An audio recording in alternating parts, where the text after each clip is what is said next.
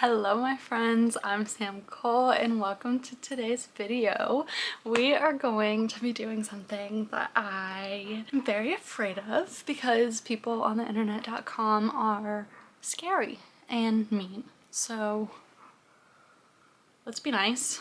We're all entitled to our own opinions about ink on paper. We are going to be reading 1-star reviews of my 5-star reads, and I'm afraid. Let's get into it. First 5-star read I had this year was Crying in H Mart by Michelle Zauner, which is a memoir about growing up in a Korean American family and dealing with her mom's illness and ultimate death and just like expressing yourself through food. So it was very good, very sad. I don't really think it's super fair to like rate a memoir since it's like someone's life, you know, it's not just like fantasy. So let's just see what people have to say. Wow, some of these are long. You guys got a lot to say. Oh no. This person says 1 part boring, 2 parts child abuse, 4 parts Korean food. No thanks. What about 3 parts? I don't know. Okay. The most interesting part is the title. It is a really good title, but maybe you lack empathy. Have you thought about that? DNF, DNF. Oh my god, this person says, crying because this book was so bad. Oh no, someone said, this is my first memoir and it made sure I won't touch any more memoirs, not even with a 10-foot pole. I mean, maybe this one just wasn't for you. I definitely recommend reading more than one, reading more than a handful of books in any given genre before just like stepping away from that genre, saying it's not for you. Because I mean,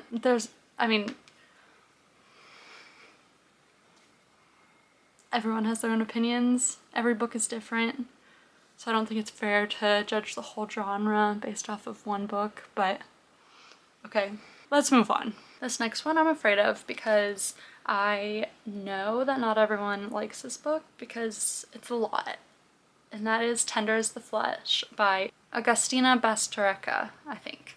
And it is... I'll just read the first sentence of the summary. Working at a local processing plant, Marcos is in the business of slaughtering humans, though no one calls them that anymore. That's all you need to know, okay? It's not for everyone. Check trigger warnings. I loved it. Thought it was poignant, thought it made me think. I'm sure it's not for everyone. Someone says, how do you make a book about cannibalism this level of bland and boring? Did we read the same book? I don't know what was so boring about this book. Maybe, I don't know. I thought it was really well done. I mean, maybe the pacing was a little bit slower, but I don't know. I mean, it's a small book. It's a short book. I don't know. I don't agree, but that's fine. Someone says plot holes everywhere. I don't know. I mean, I don't know what, I mean, are you just referring to it not being like incredibly fleshed out? I mean, it's not a full-length novel. It's a short book. Oh my god.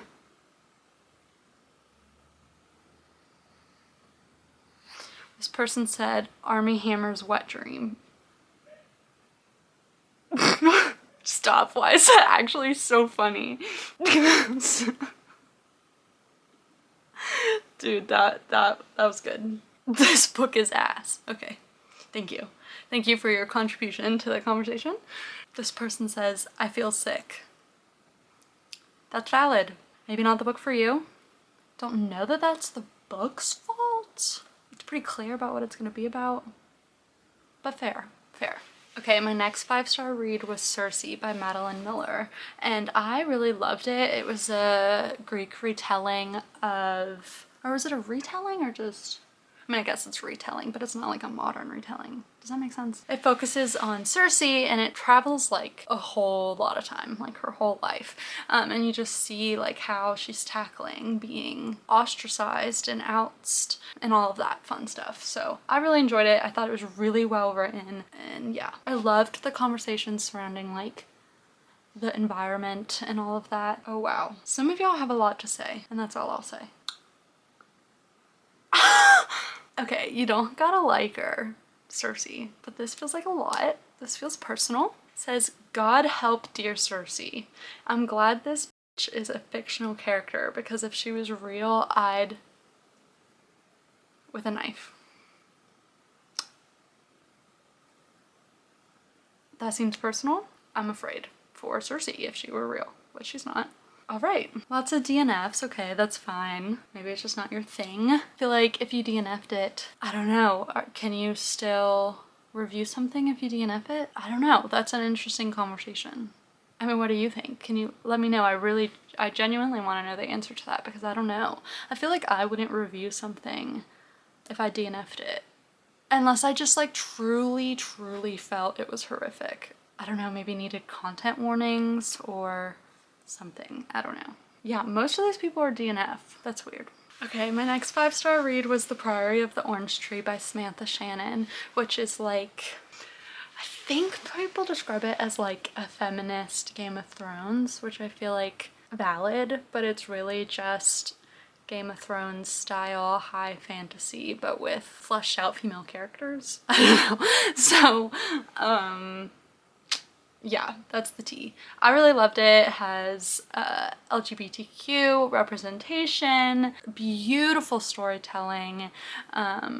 It's a thick, and that is, I will give you that. It is thick. Is it ever really that serious? But I loved it.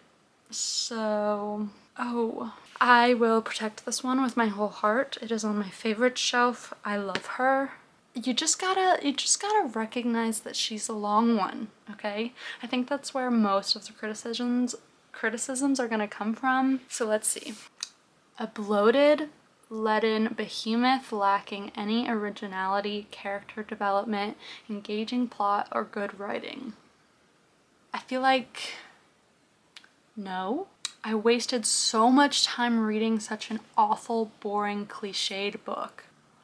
I don't know, dude. I really loved it. I feel like it was really fleshed out, really unique in its plot and how it described like the relationships between the characters. I don't know. I don't agree, obviously, but that's fine. Lots of DNFs again. Interesting. Okay, next up we have Done and Dusted by Lila Sage, which I absolutely loved. Cowboy romance, beautiful cover. That's really, I mean, I don't know what else you could possibly need. Fun little rom-com. I'm just gonna put this here.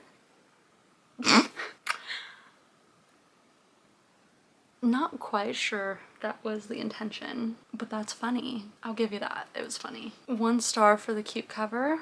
Am I missing something, or are they missing chemistry? I think you're missing something, sweetie, because this book was steamy. Save yourself from reading this book and ride a cowboy. I mean, I'm sure most people would prefer to ride a cowboy, but we're stuck with books, so I thought it was good. I mean, this person just says garbage. Tell me how you really feel.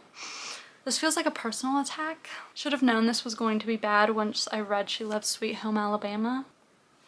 What's wrong with Sweet Home Alabama? Everyone loves Reese Witherspoon. She's a treasure, okay? And that is arguably an amazing movie. So let's move on. Okay, next up we're gonna do Powerless, because I loved the heck out of this book, but I know that not everyone did, and I feel like there could be some funny 1-star reviews of this. This person said, if I wanted to read The Hunger Games, I would have just picked that up instead. I finished it. That's the nicest thing I can say about this book. Cringe, and I hate book talk. I mean, it's not for everyone, you know? I feel like we live in a world where there's a lot of things going on. But I feel like people feel the need to yuck other people's yums, regardless of maybe how they really feel. I don't know.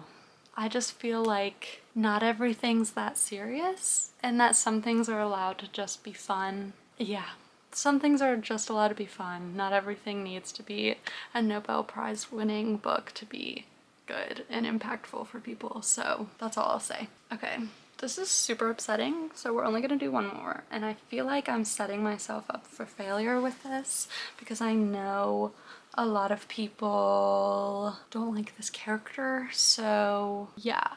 And that is A Court of Silver Flames. So let's see. Amazing, brilliant, show-stopping. 4 words that do not describe this train wreck. This book does not exist to me at all. I'm pretending it never happened.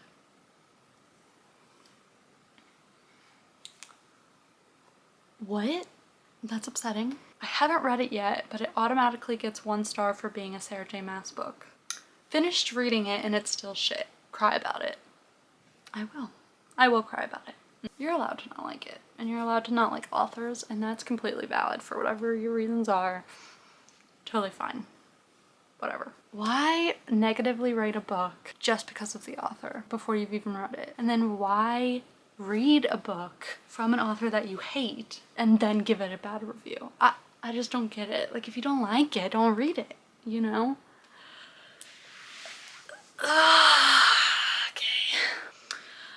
Anyway, thank you so much for watching today's video. I don't know that I'll ever do this again, but please let me know if I should. Be sure to like, comment, subscribe, all that fun YouTube stuff, and turn on your notifications. We are posting every single day of December leading up to Christmas, and I'll hopefully see you in the next one. Love ya! Bye!